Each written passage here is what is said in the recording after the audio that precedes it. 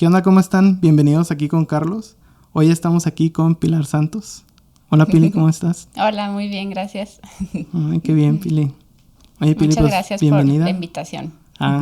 No, con mucho gusto. Pues voy a empezar a preguntarte, Pili. Okay. ¿Sabes? ¿A Sí. qué te dedicas, Pili? Bueno, yo soy médico, tengo especialidad en pediatría y subespecialidad en neonatología. Neonatología. Neonatología. ¿Qué Ajá. es eso? Se trata del cuidado de los recién nacidos, tanto sanos o enfermos. Órale. Y la neonatología comprende los primeros 28 días de vida de un bebé. Entonces, esta etapa es como muy delicada, o sea, gran parte de los bebés o de la mortalidad infantil ocurren así en el primer mes. Y pues hay bebés que nacen con algunas enfermedades, entonces nosotros nos dedicamos a eso y trabajo como médico neonatólogo. Por ejemplo, hay bebés que pueden tener enfermedades congénitas o malformaciones, que ya vienen con malformaciones, o pueden tener enfermedades de los pulmones, infecciones, o también pueden nacer prematuritos así muy, muy, muy chiquititos, no listos para vivir en el medio externo. Okay. Entonces, es todo lo que diagnosticamos y tratamos.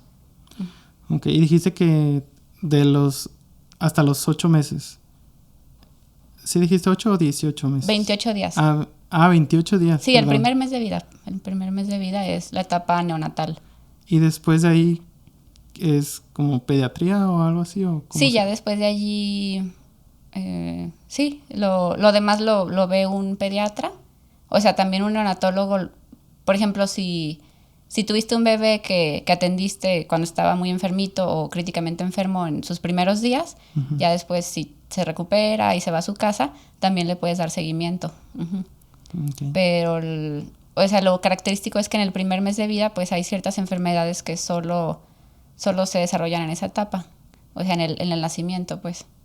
Okay. ¿Y tienes tu ¿cómo se llama? ¿Trabajas en un hospital o tienes tu consultorio propio? Las dos cosas. Trabajo en Centro Médico, el Centro Médico Nacional de Occidente, del IMSS. Allí trabajo como médico neonatólogo y tengo mi consultorio privado en donde pues veo pacientes neonatales, o sea, recibo bebitos. Por ejemplo, voy y trabajo con un ginecólogo. El ginecólogo saca al bebé y ya se lo pasa al neonatólogo o al pediatra y ya tú pues le das la ayuda o los procedimientos que requiera para estabilizarlo. Y pues ya ves el seguimiento en tu consulta. Pero en la consulta también veo pacientes ya más grandes, pacientes pediátricos. Okay. ¿Y cómo fue que decidiste estudiar, o sea, especializarte en eso específicamente? Pues ahora que lo pienso fue como que desde antes lo sabía, pero no sabía. O sea, en ese momento no me daba cuenta. No sabía qué iba a hacer, a qué me iba a dedicar, no tenía idea. Pero ahora que lo veo en retrospectiva, digo, ay, como que ya... Mi subconsciente ya lo sabía y no me decía. Okay. Desde que estaba pues chica, como 12, 15 años, me gustaban mucho los bebés. Siempre tenía como ansiedad de ay, ¿dónde hay un bebé? Vamos a abrazarlo, le decía a mi mamá. Ay, ¿quién tiene un bebé para pedírselo? Y nos quedamos pensando, no tenemos a alguien con bebés. Y después, cuando tenía 15 años, enfrente de mi casa pusieron una guardería. Entonces yo estaba súper emocionada. Y ya cuando la abrieron, fui a hablar con la directora. Y le pedí permiso para ir yo quería ir a jugar con los bebés, a cuidarlos, a ir un ratito de vez en cuando. Y me dijo, sí, vente mañana. Al siguiente día fui y me dijo, ay, justamente se acaba de ir una de las empleadas, de las cuidadoras. ¿No te quieres quedar a trabajar? Y ya, pues para mí fue lo máximo, ¿no? Era el mejor trabajo del mundo. ¿Y cuántos años tenías? 15. Hoy estabas bien chiquita. Sí. Sí, aparte, pues ya en ese momento me dijo, bueno, te quedas a trabajar. Y me dijo, te va a tocar el grupo, los dividen como por grupos de edades. Y me dijo, te va a tocar el grupo de 1 año a 2. Ten. Y eran 12 niños. Y yo ni siquiera nunca había cambiado pañalitos o algo. Entonces, sí era como que todo nuevo y estaba súper nerviosa. Pero era muy padre. Y pues allí los cuidaba. jugaba con ellos, seguía ¿cómo se dice? Los atendía, o sea, su rutina, sus cambios, les daba de comer. Y cada verano seguía trabajando en la guardería porque siempre justo coincidía que cuando tenía vacaciones en verano, pues faltaba o acababa de renunciar a alguna empleada, entonces ya entraba yo a trabajar. ¿Y cuánto tiempo trabajaste ahí? Pues estuve como 2 años más o menos. 2 años. Que cada verano había lugar para trabajar. Oye, pero, o sea, estabas muy chica. ¿Después de ahí hiciste otra cosa como relacionada o de plano fue así como que una desconexión de eso y hiciste otra cosa? O sea, sí, estaba en la preparatoria. Ya después ya no pude trabajar ahí en la guardería porque pues ya en la prepa tenía que hacer lo de las prácticas, el servicio, entonces pues ya fue como que dejé eso a un lado, me olvidé de eso y aparte me estaba también concentrando en entrar a estudiar la carrera. Entonces, como que me olvidé, o sea, hubo un tiempo que sí se me olvidó como ese gusto tan grande que tenía por los niños, porque estaba pues con un montón de otras cosas. Pero estudiaste carrera, o sea, desde ahí ya sabías que querías estudiar medicina. Más o menos, o sea, bueno, no. Cuando estaba en la secundaria me gustaba pues biología. No sabía qué quería hacer, pero me llamaba la atención. Bueno, no me llamaba la atención, se me hacía como... Yo sentía como que era de las más fáciles. Decía, es que esto tiene mucha lógica, es fácil. Y ya después, cuando iba a entrar a la prepa, mi papá me orientó un poquito. Me dijo, puedes hacer preparatoria general o puedes hacer... Hay preparatorias con bachillerato técnico. Entonces vi que había una con bachillerato técnico en citología e histología, que es el cuidado de las células y de los tejidos. Bueno, el estudio, perdón. Okay. Y dije, pues voy a entrar aquí para ver si realmente me gusta eso de la biología o no. O sea, porque pues no sé, no lo conozco, no sé si de verdad me gusta. Y en esa carrera técnica, pues prácticamente te preparan, o sea, ves sobre el funcionamiento de la célula, sobre cómo están formados los tejidos, o sea, es diferente cómo se observa la piel, digamos, en el microscopio a cómo se observa un pedacito de hígado o de hueso. Entonces te enseñan a identificar todo eso y te enseñan a... Finalmente lo que te enseñan es al procesamiento de esos tejidos para que los puedan estudiar. No sé si has escuchado, por ejemplo, cuando dicen, es que tengo un tumor y me van a tomar una biopsia, me van a tomar una muestra para mandarla a un laboratorio y estudiar y ver qué es. Uh-huh.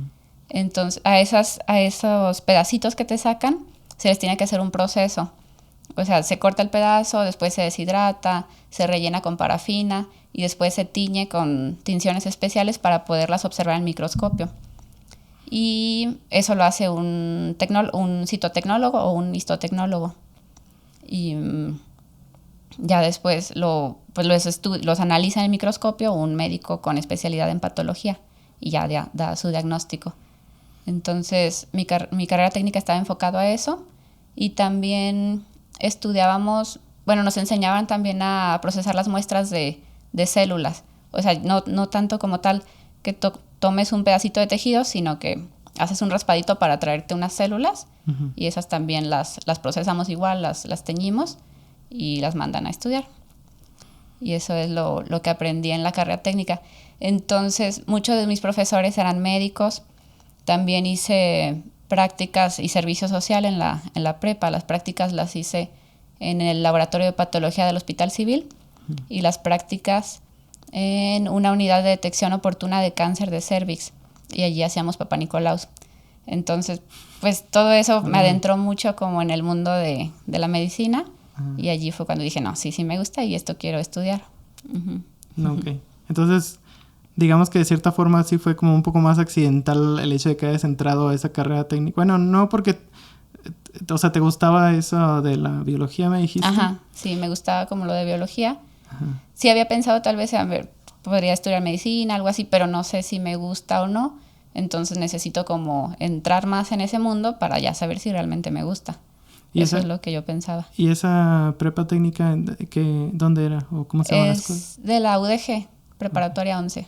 Okay. Hay bachillerato general y hay bachilleratos técnicos. Ok. Oye, qué chido. Y de ahí, ok. De ahí supiste de que, me gusta, tuviste como mucha orientación de parte de tus maestros y eso, y dijiste, quiero voy a ser estudiar médico. medicina. Ajá, sí. ¿Y cuántos años estudiaste medicina? Son 5 años de carrera y 1 año de servicio social, o sea, en total son 6. Okay. Sí, bueno, te platico de la carrera. Sí. Bueno, pues primero hice trámites y no entré a la primera. Te piden un puntaje alto. Y de hecho mis papás me dijeron, o sea, porque fue como que saqué buen puntaje, pero no suficiente para entrar a medicina. Y mis papás sí me dijeron, oye, pues podrías haber entrado a cualquier otra, ¿no te interesa otra? Y así como que, pues no me interesa otra carrera. Entonces me volví a preparar para el examen y ya, en la segunda lo pasé y entré a medicina. Los primeros semestres son como teóricos, o sea, tienes todas las clases en la universidad. También empiezas con prácticas de laboratorio, también haces prácticas en cadáveres o a veces en ratones, en perritos. Y ya, mientras más vas avanzando, pues ya empiezas a tener más contacto con pacientes. Te mandan al hospital y historias clínicas. Entonces te tienes que acercar a los pacientes y, estoy estudiando, ¿puedo hacerle un cuestionario? y para tomar todos los datos de su enfermedad, para revisarlo. Ya en los últimos semestres, ahora sí estás más en práctica en el hospital. En séptimo, en octavo, le llaman preinternado y es donde aprendes ya a recibir bebés en partos. Y después, noveno y décimo, es el internado. O sea, es un año entero que te asignan en un hospital y estás allí todo el año. Rotas por los diferentes servicios o diferentes especialidades cada mes. Okay. Entonces, pues yo en ese tiempo todavía no sabía qué especialidad quería. De hecho, cada especialidad por la que rotaba, yo decía, sí, quiero esto. Pasaba por gine, quiero gine. Cirugía, no, quiero ser cirujana. Y todo se me hacía padre. Y ahorita que dices del internado, he escuchado que son muy pesados los internados en los hospitales. Sí está pesado, porque vas todos los días por la mañana y sales en la tarde, pero aparte cada 3 días o cada 4 días tienes guardia, que eso significa que te tienes que quedar por la tarde y por la noche. Pero aparte en el siguiente día, pues, es tu día normal, tienes que estar también por la mañana y por la tarde. Así que entras, por ejemplo, un día a las 7 de la mañana y sales al siguiente día a las 5 de la tarde, más o menos. Y durante todo el día y toda la noche hay trabajo, estás haciendo, pues, todo lo que va saliendo. Y como interno, así le dicen a los que están haciendo su internado, pues te toca hacer el trabajo que nadie quiere hacer, ¿no? ¿Cómo qué? Tomar muestras, llenar historias clínicas, acomodar expedientes, programar estudios de rayos X. Es muy cansado pero aprendes mucho porque rotas por las diferentes especialidades y pues ya escuchas sobre todos los casos de los pacientes. Rotas con los doctores que ya son ya estén en esa especialidad y te explican o te preguntan y te ponen a estudiar. Entonces aprendes mucho. Es muy cansado y sí, es un año entero. Después viene un año del servicio social. Esas generalmente, bueno, hay algunas plazas que son en la ciudad, pero la mayoría te mandan a zonas rurales y allí estás como médico general, ¿no? Como médico del pueblito. ¿Y a ti te tocó eso? A mí me tocó aquí en Guadalajara. Aquí en Guadalajara, okay. Y, o sea, yo no quería irme y alcancé una plaza aquí en Guadalajara. No me quería ir de mi casa. Aparte, ese año te preparas para el examen de admisión, se llama ENARM, Examen Nacional de Admisión a las Residencias Médicas.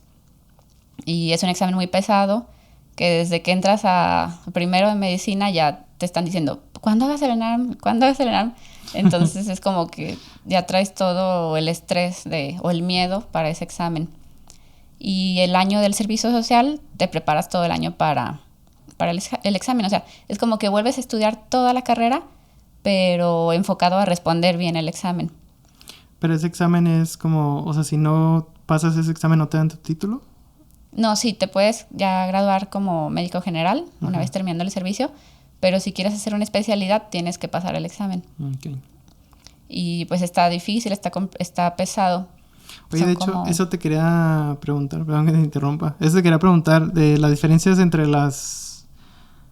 O sea, me imagino que es el grado de estudios de cierta forma, la diferencia entre como que enfermera, médico general, especialista.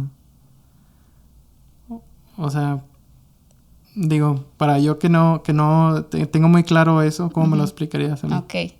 Bueno, por ejemplo, una enfermera pues no hace como el diagnóstico o el tratamiento de los pacientes, sino que ella administra medicamentos o se dedica directamente al cuidado y a la atención del paciente, a cambiarlo, a aspirarle secreciones, administrarle los medicamentos.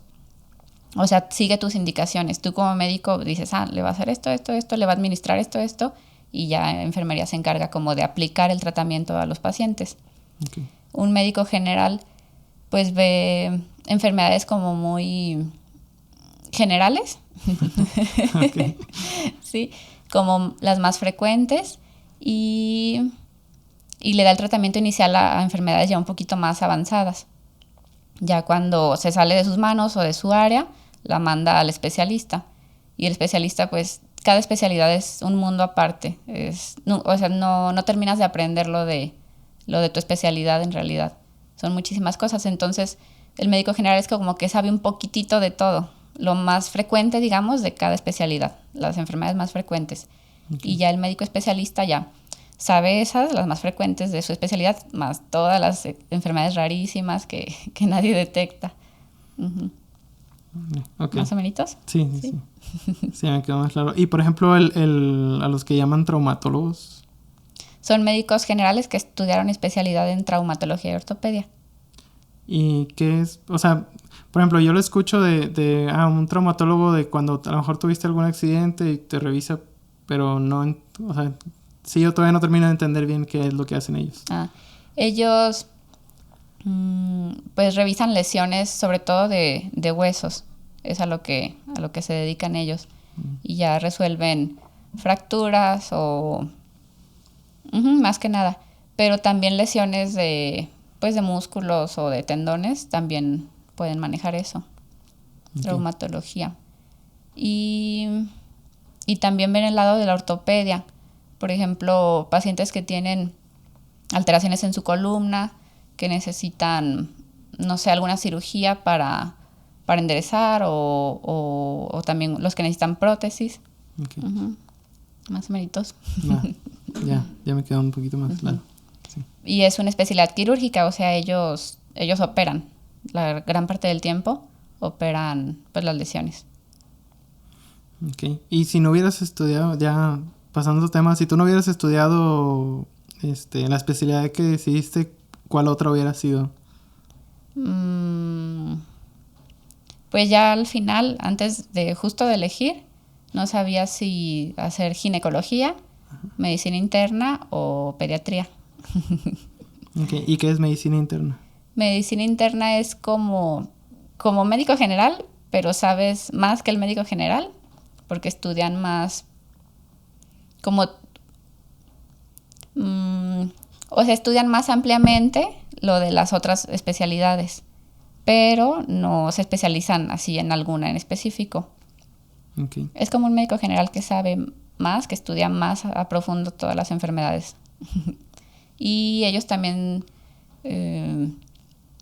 pues se encargan mucho como de hacer los protocolos diagnósticos. A ver, este paciente llegó por esto, no sé qué tiene, qué es todos los estudios que hay que hacerle para llegar al diagnóstico. Y ya, se encargan de eso más que nada. Okay. ¿Y la especialidad, tu especialidad la estudiaste aquí en Guadalajara o en otro lado? En Ciudad de México. ¿En Ciudad de México? Sí. Okay. Es que haces el examen, el ENARM, y es un examen a nivel nacional. Entonces, si lo pasas, ya... O sea, primero lo tienes que pasar y una vez que lo pasaste, aplicas a diferentes hospitales en México y pues tiene que ser en hospitales grandes donde haya las especialidades. Entonces, pues hacen como un proceso de selección y ya te dicen, quedaste aquí. La mayoría de los que aplica, pues sí se tiene que cambiar de estado. Sí, bueno, es como que variable, ¿no? Algunos sí se quedan en donde quieren estar, pero la mayoría sí se tiene que mudar. Y a mí me tocó en Ciudad de México. Bueno, el hospital en el que lo hice fue en el Hospital Centro Médico Nacional Siglo XXI, también es del IMSS, pero lo respalda o lo avala la Universidad Autónoma de México, la UNAM. Okay. Entonces, o sea, te inscribes a la UNAM, la que te va a calificar, la que te va a dar tu diploma es la UNAM, pero tú en realidad pues nunca vas a clases a la UNAM, tú estás asignado a un hospital y ahí en el hospital es donde trabajas, estudias, llevas tus clases, todo. Okay. Entonces te fuiste para allá a hacer la especialidad. ¿Y cómo fue para ti irte? Porque cuando me dijiste que estudiaste la carrera, no querías irte de tu casa. Y ahora que aparte de salirte de tu casa, te fuiste a Ciudad de México. ¿Cómo fue para ti esa experiencia? Sí. Bueno, pues yo ya estaba mentalizada, o sea, sabía que era baja la probabilidad de que me quedara en mi casa, ¿no? Entonces, también pues no iba a rechazar la plaza, así que dije, a donde sea que me den el lugar, yo me voy. Okay. Y bueno, pues Ciudad de México me gustó mucho, pero sí fue difícil al principio, sobre todo como pues los cambios de actitudes en las personas, eso sí lo sentí un poquito. ¿Sí? ¿Notaste mucho diferencia, de actitud o de cultura? De actitud, o sea, son como más rudos, tal vez, o la gente también está como más estresada y sí, no son tan amables como aquí. Okay. Yo sí extrañaba, yo decía, extraño la amabilidad de las personas de Guadalajara. ¿Y te molestaba eso? Decías como de que, ¿por qué me estás hablando así si te estoy hablando yo bien? No, yo sentía feo.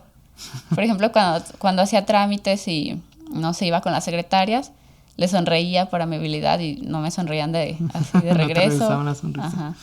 Y me respondían feo, entonces era como... Okay. ¿Y de ahí en más? ¿La ciudad?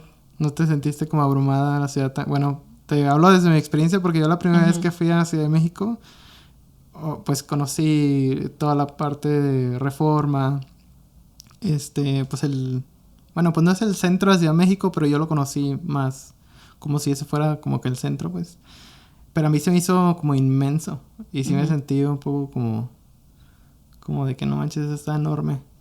y es muy diferente, por ejemplo, la cultura vial es muy diferente. El hecho de que en las glorietas los carros como que no den vueltas al mismo lado, sino de que pueden meterse por los dos lados.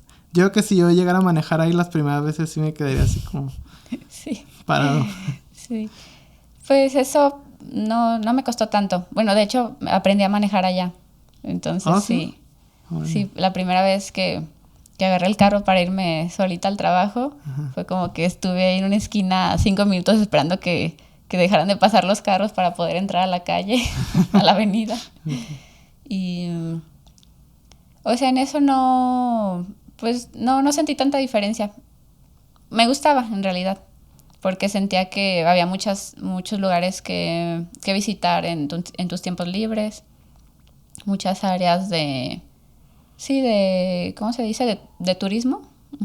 Okay. También, a pesar de que la ciudad está como muy grande y para llegar de un lado a otro, pues son muchísimo tiempo y distancia, pero siento que en la zona en la que estés tienes todo alrededor, entonces no tienes que moverte tanto a otras zonas. Okay. O sea, se me hizo muy padre para vivir la Ciudad de México. Lo que sí me costaba mucho era lo de los sismos.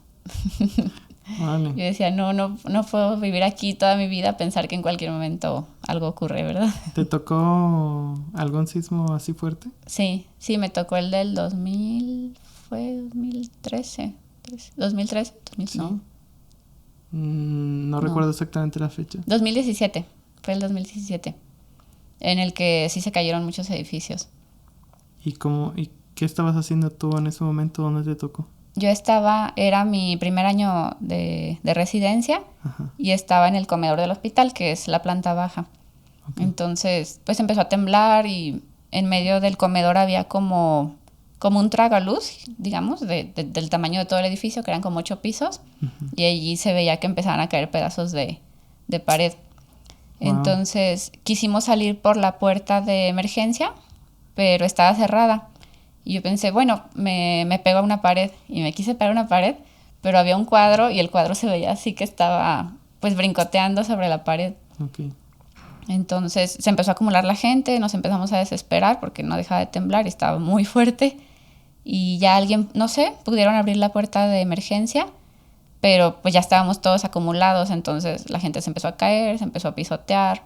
Incluso a mi compañerita una persona lo aventó así súper fuerte para poder él salir.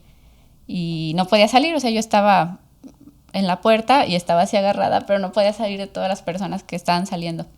Y dices que era el comedor del hospital, o sea... Era planta baja. Pero eran puro personal del hospital. Uh-huh, sí. Órale. Sí, pero ya todos estaban muy desesperados. Pero bueno, pude salir y el hospital sí quedó muy dañado. Después de que pasó el sismo, pues bajamos a todos los pacientes y nos instalamos en el estacionamiento. Y los siguientes días nos instalamos en un salón de fiestas que estaba a un lado. Ok. Pero sí, la ciudad se puso muy caótica.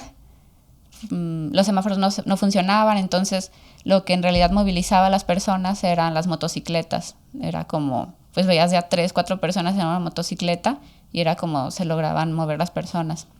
¿Pero eso fue ese mismo día o...? Uh-huh. Sí, ese mismo día. Okay. Y yo estaba cerca de la escuela que se cayó, no sé si supiste. No. Era un colegio, una escuela, creo que era solo primaria, no sé si tenía kinder, pero se cayó y estaba cerquita.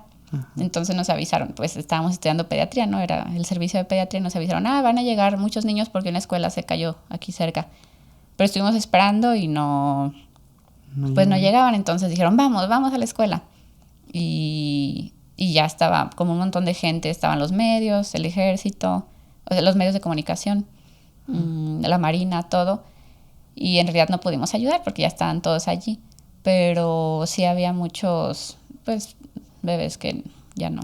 Que no sobrevivieron. Ajá, que no sobrevivieron, sí. ¿Y era muy grande la escuela? O sea, ¿era de varios pisos? ¿Era un piso? Sí, se veía como de 3 pisos. Uh-huh. No. Sí.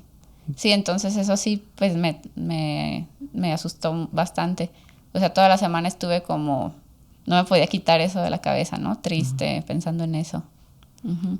¿Y cómo fue en los siguientes días? O sea... Los siguientes días siguió la ciudad súper caótica.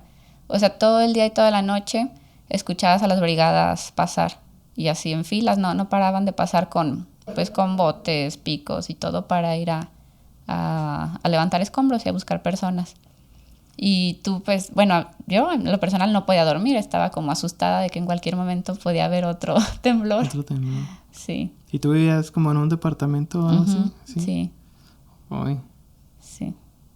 Entonces, después me tocaron otros temblores fuertes, no tanto, ya no se cayeron edificios, uh-huh, pero sí pensaba, no, es que no se puede vivir aquí. Bueno, a mí me parecía así. Sí, pues, solo por eso. Pues de hecho, la semana pasada justo tembló. O sea, no fue el epicentro ahí, fue en Tepic.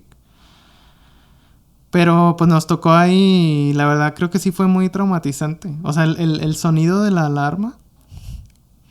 Digo, no estoy diciendo también como que lo cambien o lo hagan menos feo. O sea, es lo que tiene que ser. Es alarmante. Ajá. Pero es muy traumático. O sea, escucharlo más de 2 veces en una semana fue... O sea, para mí fue así de que ya lo soñaba. O sea, ya estaba como que... Me estaba quedando dormido y como que decía, ¿se oye? ¿No se oye? Entonces... Y realmente no viví una catástrofe, digamos, como te tocó a ti. Entonces me imagino que sí tuvo que haber sido... O sea, algo horrible. Sí. Sí, estuve muy asustada. ¿Y por eso fue que decidiste irte de ahí o simplemente se terminó No, o sea, terminé mis 3 años de pediatría, uh-huh, y ya iba a hacer la subespecialidad y decidí hacerlo acá en Guadalajara. O sea, no fue exactamente por eso, pero sí era una de las razones por las que no me gustaba tanto quedarme allí para siempre. Okay. Sí. Ay, qué fuerte. Oye, te iba a preguntar, bueno, tenía aquí de una de las cosas que quería preguntarle la primera vez que tuviera un doctor aquí en el podcast era ¿qué se siente dar un diagnóstico a una persona? O sea, sé que a fin de cuentas los diagnósticos los dan en base a, pues no sé, a ciertos parámetros o ciertos estudios que se hacen, pero siento yo que el dar un diagnóstico a alguien, o sea, de cierta forma es como que, bueno, no sé. O sea, se me hace algo demasiado crudo, pues, decir un diagnóstico, sobre todo cuando es algo fuerte, no sé, alguna enfermedad o algo así. ¿Qué sientes tú cuando te toca hacer eso? Sí, pues sí, se siente feo. O sea, cuando te toca es como que no quiero. Pero pues lo tienes que hacer, ¿verdad? Uh-huh. Y, o sea, se siente feo, se siente triste tener que... Bueno, en mi caso es explicarle a los papás que pues que su bebé no está bien o que incluso esta semana me tocó decirle a un par, uh-huh, a dos, o sea, eran dos papás, dos familias de dos bebés diferentes, uh-huh, que sus bebitos pues tenían enfermedades que no tenían cura y que iban a fallecer en, no sé, a corto plazo. No sabía uh-huh exactamente cuándo, pero seguramente dentro de los primeros 2 o 3 meses de vida. Entonces, pues se siente feo, pero por otro lado también tienes que ser muy claro porque si no, pues no, como que no terminan de entenderte, o sea, no lo creen. Entonces sí tienes que ser súper directo con eso. Uh-huh. Y pues una vez que ves que lo entendieron y ves cómo empiezan a sufrir, pues se siente feo y también a mí me da mucha tristeza y es como que me volteo y digo, no llores. Ay, qué feo. Sí, hasta... Pues no lo puedes evitar, también se te sale como la lagrimita pero bueno, pues es parte de... Uh-huh. Llevas un cursito así súper chiquito de 1 hora de cómo dar más las noticias. ¿Ah, sí? Sí. Ay. Bueno, nos dieron un curso a nosotros. Uh-huh. ¿De parte de la especialidad? Uh-huh. Okay. Sí. Pero en ese momento pues se te olvida totalmente y solo sabes que le tienes que decir la mala noticia y... Digo, no espero dar malas noticias nunca en mi vida, pero ¿de qué consta ese mini cursito de dar malas noticias?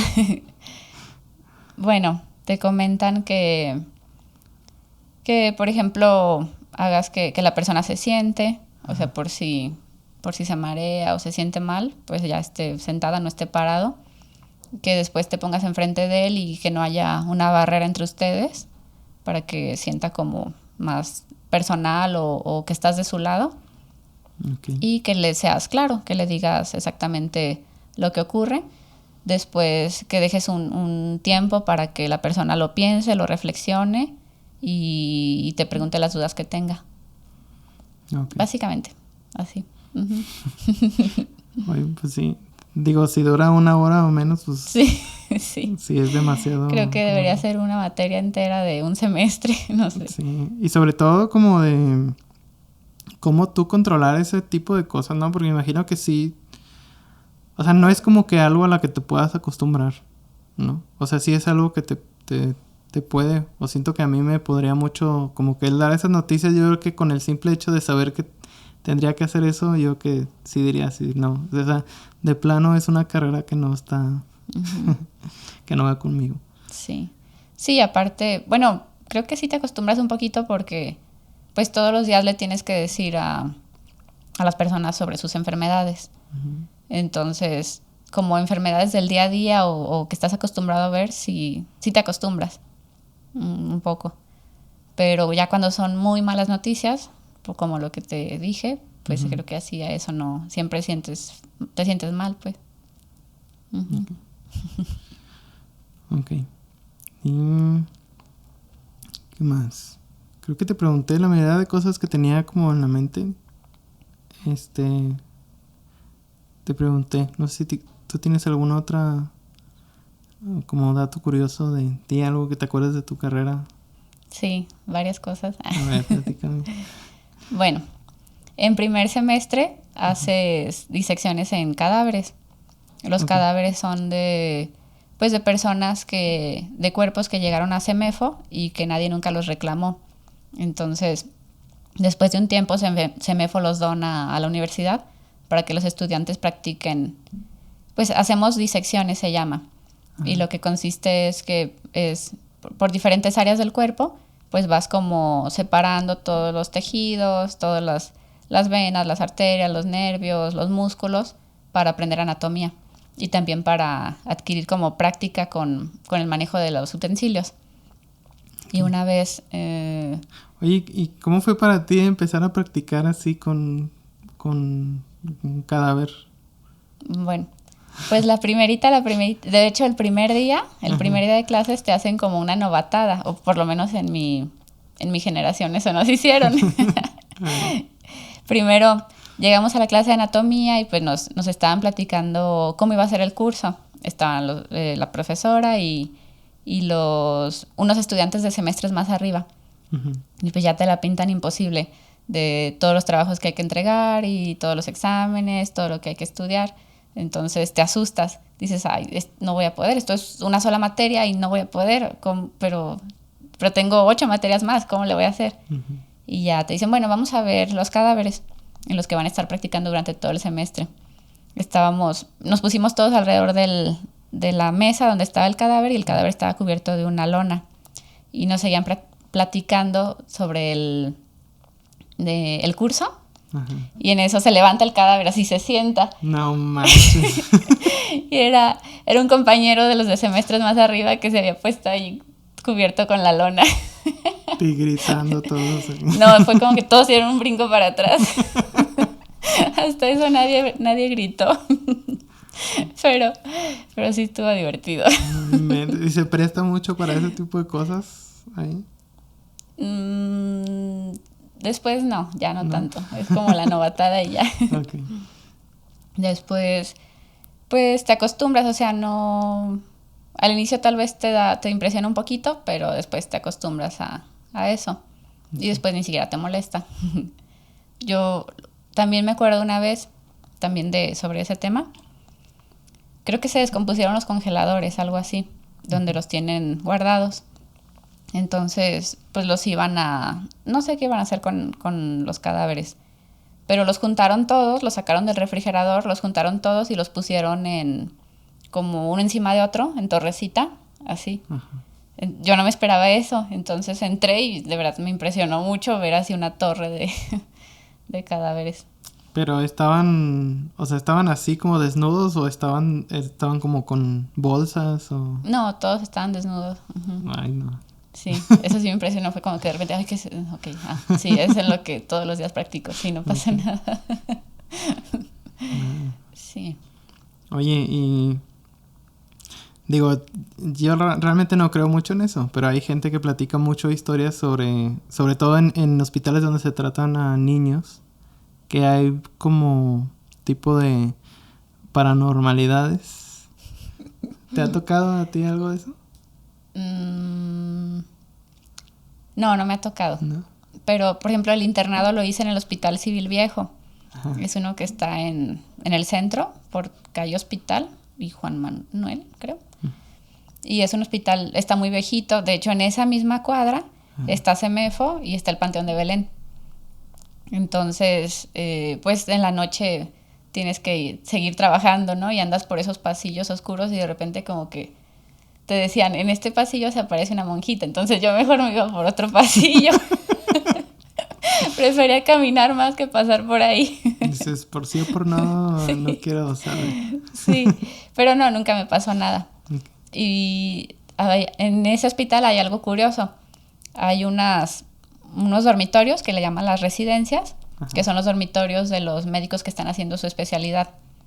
Entonces a ti como interno, pues también te dejan descansar allí a veces. Y todas esas residencias los ventanales dan hacia el Panteón de Belén. Entonces, cuando te tocaba dormir en la litera, en la parte de arriba, si te volteabas a la ventanita, veías las tumbas. Y se te metían los mosquitos del panteón y las moscas panteoneras. Sí. Hasta una vez unos compañeros de los residentes de cirugía se salieron por la ventana al panteón. ¿Y para qué? Nomás para ir a a nada, a hacerse los valientes.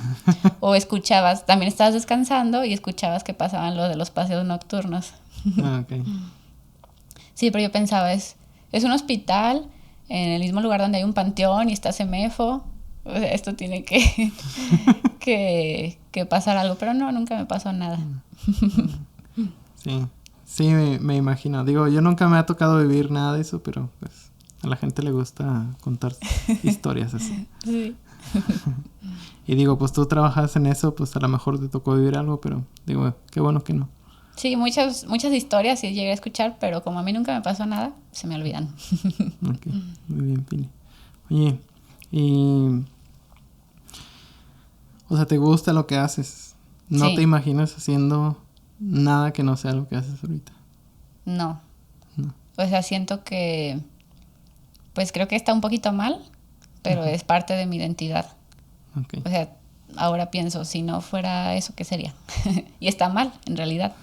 Porque a veces ocurre que, no sé, por alguna situación del destino ya no te puedes dedicar a hacer lo que haces y pierdes tu identidad, ¿no? Ya no soy nada o...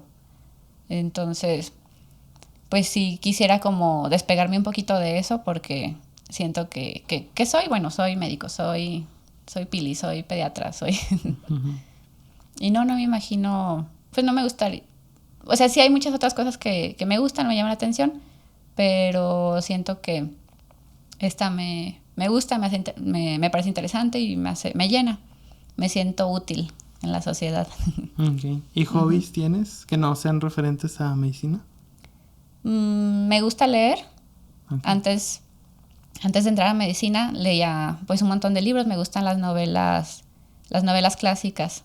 Okay. ¿Cómo cuál? Por ejemplo, Retratos de Dorian Gray. Pues muchas, o sea, prácticamente los artistas, los escritores así de novelas, me leí casi todas las obras. Ay. Y eso me gustaba mucho. Pero ya cuando entré a medicina, pues tienes que estudiar todo el tiempo. Y sentía culpa de leer otra cosa que no fuera sobre medicina, entonces como que lo dejas también de lado un poquito. Okay. Culpa porque a lo mejor dices, bueno, hay cosas que no sé, que quisiera saber y prefieres leer eso que... Sí, piensas, debería estar estudiando y no leer esto. Pero ya no lo haces entonces, o ahorita ya no lo has hecho. En vacaciones lo hago. Okay. Cuando tomo vacaciones, ya digo, ay, ahora sí puedo, me voy a dar ese permiso y leo alguna novela. ¿Y te ha tocado a ti trabajar con practicantes? Me imagino que sí. O sea, con gente que apenas está terminando sus carreras y así. Sí.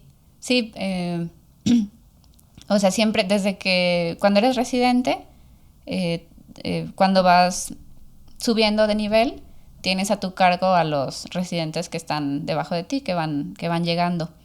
Entonces es como, o sea, tienes jerarquía y así se maneja mucho en los hospitales. Okay. Así que tú como R+, le dicen, puedes, pues organizas a tus R-, les dices cómo vamos a trabajar, les dices todo eso. Y ahora como médico de base también tengo residentes. Tengo estudiantes de la especialidad de neonatología que trabajan conmigo. Y pues se reparte el trabajo. También es muy común en los hospitales que debe haber esa enseñanza. O sea, tú como R+ o como médico de base tienes que tomar, pues dar un poquito de enseñanza, o sea, como de escoleta durante el día. Por ejemplo, cuando estaba en pediatría, yo como residente que estaba estudiando la especialidad de pediatría, pues tenía que llegar temprano para revisar a todos los pacientes del área en la que estaba ese mes, para revisarlos, conocerlos, saber su historia, pues pasar también las indicaciones, o sea, el tratamiento, hacer todo lo del expediente clínico. Y ya cuando llegaban los doctores que trabajaban allí, que ya eran especialistas, pues pasabas visita. O sea, esto siempre se hace tanto en el internado, en la residencia de de pediatría, de neonato y en todos los hospitales. Pasa como todo el grupo de médicos, pasa visita cama por cama con los pacientes. Y ya el residente, o yo, ya presentas el caso. Este es un paciente que está aquí por tal, estos son sus estudios, y después los médicos te cuestionan, te preguntan sobre la enfermedad o sobre los estudios, sobre el tratamiento. Entonces, el chiste es como reforzar el conocimiento y detectar también las cosas que no sabes para que pues, lo estudies. Y eso es de todos los días. Ok. ¿Y ellos te califican de alguna forma? ¿O nada más es como para, sí, estudia más? No, sí te califican. Te califican de diferentes formas. O sea, esa es como tu práctica clínica. Uh-huh. Y cada mes tienes que solicitar la calificación de tus médicos con los que estuviste. Pero también tienes, o sea, durante la mañana tienes asignada una clase que es, digamos, como el programa de estudios de la UNAM. Entonces, en los mismos hospitales hay áreas de enseñanza donde hay aulas y ya vas a tu clase 1 hora.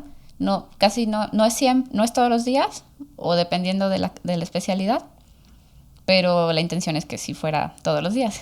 A veces no se puede, pero esa es la intención. Y allí llevas un programa al que también estás estudiando, estás dando clases, das exposiciones y das exámenes. Entonces también te califican en esa parte y se junta todo para tus promedios finales. Uh-huh. Okay. ¿Y qué tanto es de las personas que entran a la carrera? Como más o menos qué promedio de personas que entran terminan la carrera o la especialidad. Bueno, por ejemplo, en mi generación entramos como 350 Ajá. a la carrera y creo que terminamos más o menos 300. Uh-huh. Nos graduamos. Pues son muchos. Sí, también dependiendo de cada universidad. Tenía compañeros de la UNAM y me decían que ellos, no sé si sea cierto, pero fue lo que me explicaron, que la entrada de las preparatorias UNAM a la universidad es directa, o sea, no hay como una traba, si tú quieres estudiar, entras. Entonces, ya durante la carrera, pues hay muchos desertores. Me decía una compañera que en su generación la mitad se graduó, uh-huh, nada más. Okay. Y, por ejemplo, para entrar, o sea, todo se va haciendo como filtros. Ya después, cuando vas a hacer la especialidad, en mi generación solo aceptaron al 17% de los que hicieron el examen. Pero también cada año es un poquito variable. Uh-huh. Okay. O sea, solamente el 17% de los que hicieron examen para esa especialidad entraron, pero el filtro de... No, para todas las especialidades. Para todas. Sí, todos los que aplicaron el ENARM, que es el examen de residencias, no sé, aplican como 50,000 más o menos. Y solo el 17% aprobaron y pudieron entrar a una especialidad en mi generación. ¿Y tienes oportunidades? Sí, puedes volver a hacer el siguiente año. Es un examen anual. Entonces te vuelves a preparar todo el año y vuelves a aplicar. Uh-huh. ¿Y hay límite de oportunidades o es así de que pues lo puedes intentar todas las veces que quieras? Creo que lo puedes intentar todas las veces que quieras. Uh-huh. De repente cada año cambian un poquito las normas, uh-huh. pero lo último que supe es eso. Uh-huh. Ya lo que sí te limitan es, por ejemplo, si entras a una y renuncias y después entras a otra y también renuncias, ya te castigan por un tiempo, no puedes aplicar. ¿Renuncias? Dices, o sea, que entras a la especialidad y te sales. Uh-huh. Okay. Sí. ¿Y pasa mucho eso? Pues sí pasa. Sí. ¿Y como por qué? O sea, ¿por qué si ya escogiste una especialidad dirías, ay no, siempre no? Pues yo creo por varias cosas. Primero, a veces es como cada año cambian las normas para lo de la aplicación del examen. Entonces hay años en los que, por ejemplo, creo que el año pasado lo hicieron como de, haces primero el examen y ya después decides qué especialidad quieres. Entonces muchos lo que hacían es, pues ¿para qué me alcanza, no? Okay. Y tal vez no les gusta tanto y ya que entran pues no pueden con la carga de estudio, la carga emocional, la carga de trabajo. O sea, es pesado. Con eso que dices de para qué me alcanza, o sea, también dentro de ahí tienen puntajes, uh-huh. Y dependiendo de la especialidad es el puntaje que necesitan. Sí. Sí. Vale. Sí. Y sí, es todo un tema, ¿verdad? Sí. No, pero está chido. Digo, es toda una área que era totalmente desconocida para mí. Digo, tengo conocidos, tengo primos que que estudian enfermería, a lo mejor tíos como segundos que son médicos o especialistas, pero nunca me había sentado a platicar con ellos a decirles, oye, pues, ¿y qué es eso? Digo, fue una carrera que realmente nunca me llamó la atención. Pero pues está interesante. Sí, aparte, bueno, esas son una de las causas. Por ejemplo, en mi generación de pediatría hubo 2 compañeros que se salieron. Una fue pues fue como que o sea, fueron detectando como que no daba como todo, no daba el 100 y le dijeron, te sales. Entonces ella tuvo que renunciar. Y la otra era mamá y siempre ella vivía en otra ciudad, en otro estado. Entonces en vacaciones, cuando iba a ver a su hijo, pues siempre sentía como esa tristeza, ¿no? De, lo tengo que dejar y otra vez regresarme a la otra ciudad para la especialidad. Y en una de las vacaciones, pues ya no regresó.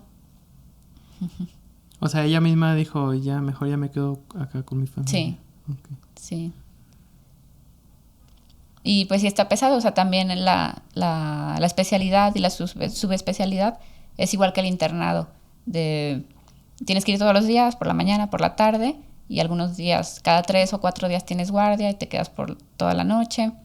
Entonces al siguiente día, pues estás desvelado, estás cansado, sales por la tarde, pero pues muchas veces no puedes llegar a descansar a tu casa. Tienes que preparar exposiciones, tienes que estudiar los temas que te preguntaron y no supiste. Entonces, pues ahí medio estudias, medio descansas y el siguiente día otra vez tienes que estar en el hospital y sigues cansado de la guardia anterior y así es un ciclo y así son los 3 años. Vives cansado. Entonces... ¿Y no tienes como descompensaciones o bajas de presión así por no dormir? Sí, por ejemplo, de mi generación de pediatría, yo creo que casi la mitad, éramos como 27, casi la mitad tomaba antidepresivos. Wow. O sea, porque sí decían, no, es que me siento muy mal, estoy bien triste, o no puedo dormir, o ya no tengo felicidad, estoy deprimido, necesito antidepresivos. Yo creo que pues estos trastornos en el sueño o en tu descanso sí te genera alteraciones, claro. Y súmale pues el estrés de la exigencia académica.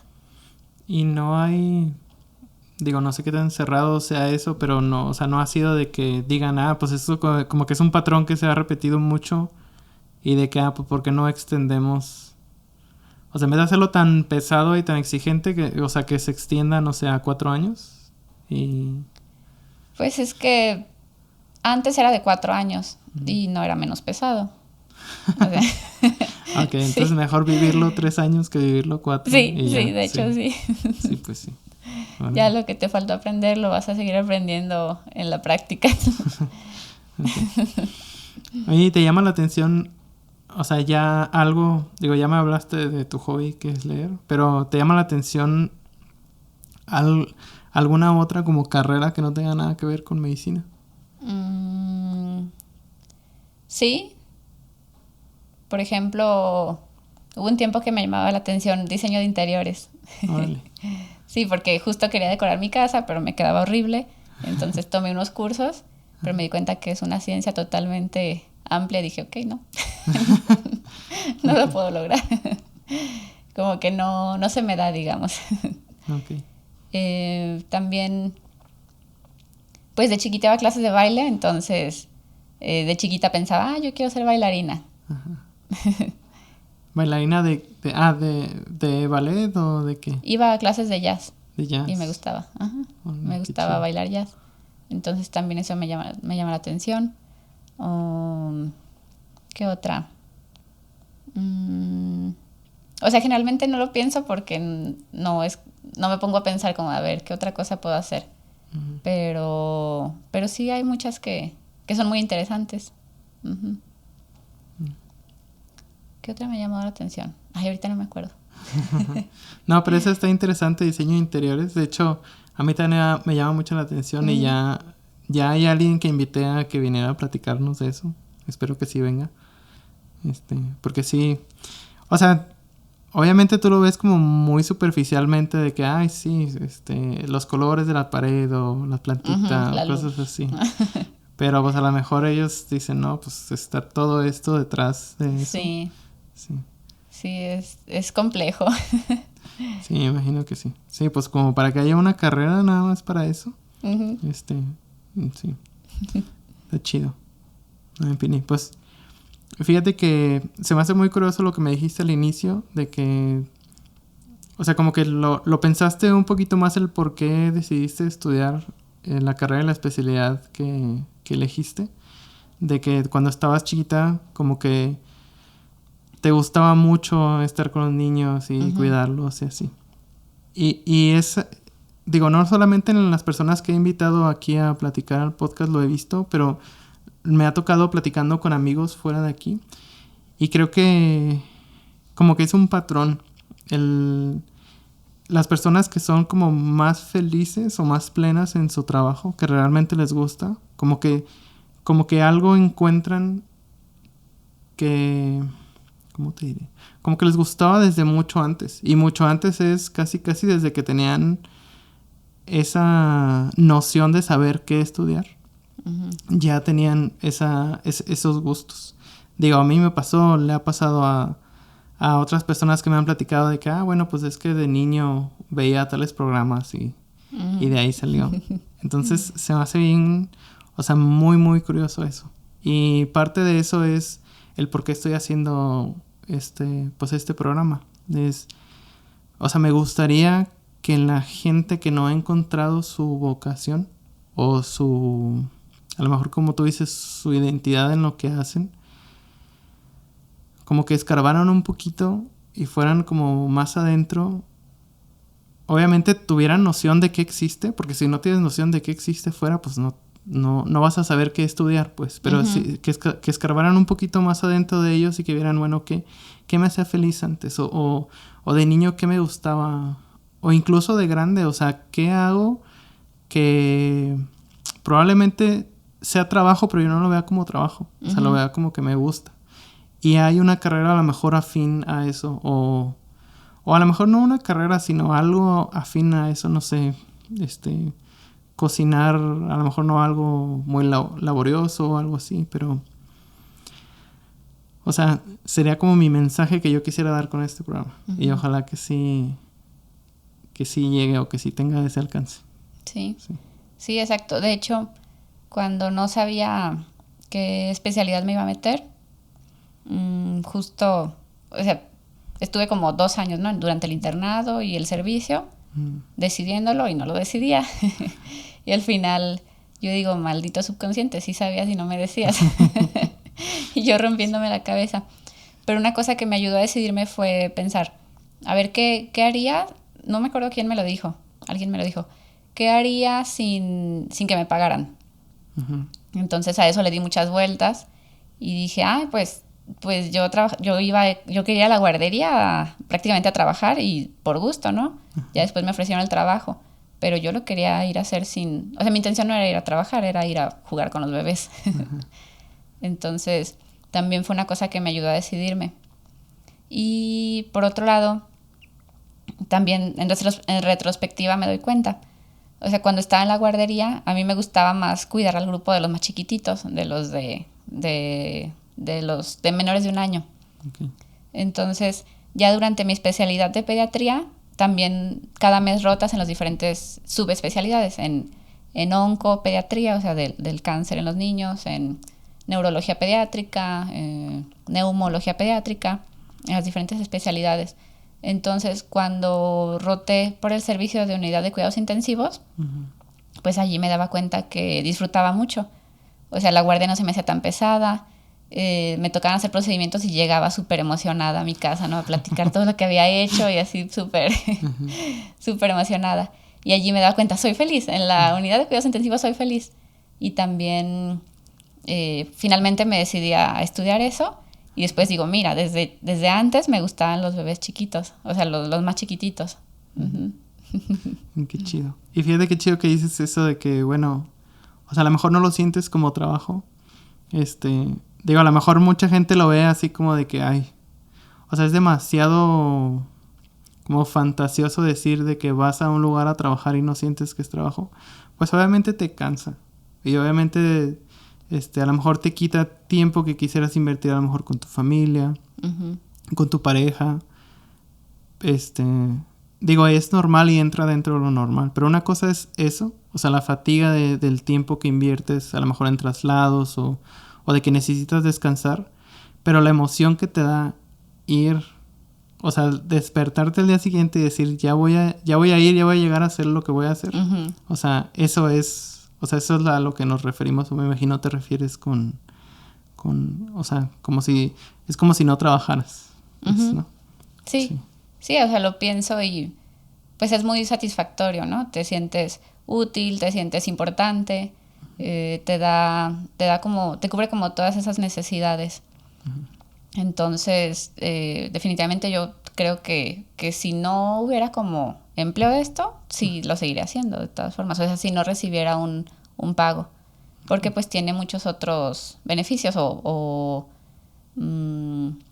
sí, o sea, que obtienes a cambio de, ¿no? Esa sensación de que eres útil. Chido. Muy bien, Pili. Pues yo creo que pues con eso damos cierre. Bueno, más bien me gustaría, ¿cómo te gustaría cerrar el episodio? Bueno, pues sí, o sea, repetir esto que bueno, quisiera remarcar que a veces, bueno, yo pienso que a veces es como difícil decidir a qué te vas a dedicar si no sabes ni siquiera pues de qué se trata las diferentes carreras o las diferentes actividades, ¿no? Entonces, una forma de decidirlo es meterte un poquito en ese mundo, o sea, empaparte de eso para realmente decidir de, sí me gusta, no me gusta. Y una forma de saber si sí te gusta es pensar eso de, a ver, lo haría si no recibiera pago a cambio. Y pues ya, agradecerte por invitarme. O sea, está muy padre esto, sobre todo porque es de diferentes carreras o de diferentes áreas. Eso es lo que se me hace tan interesante, que pues cuando es fuera de tu área ni te imaginas como todo lo que tuvieron que pasar las personas para hacer lo que ahora hacen, ¿no? Entonces eso es muy interesante. Ay, gracias, Pili. Lo hago ahora sí que con mucho gusto. Y muchas gracias a ti por aceptar la invitación y venir a platicarnos todo lo que nos platicas. Gracias. Gracias. Pues eso es todo. Muchas gracias a todos. Nos vemos en el siguiente capítulo. Gracias, adiós.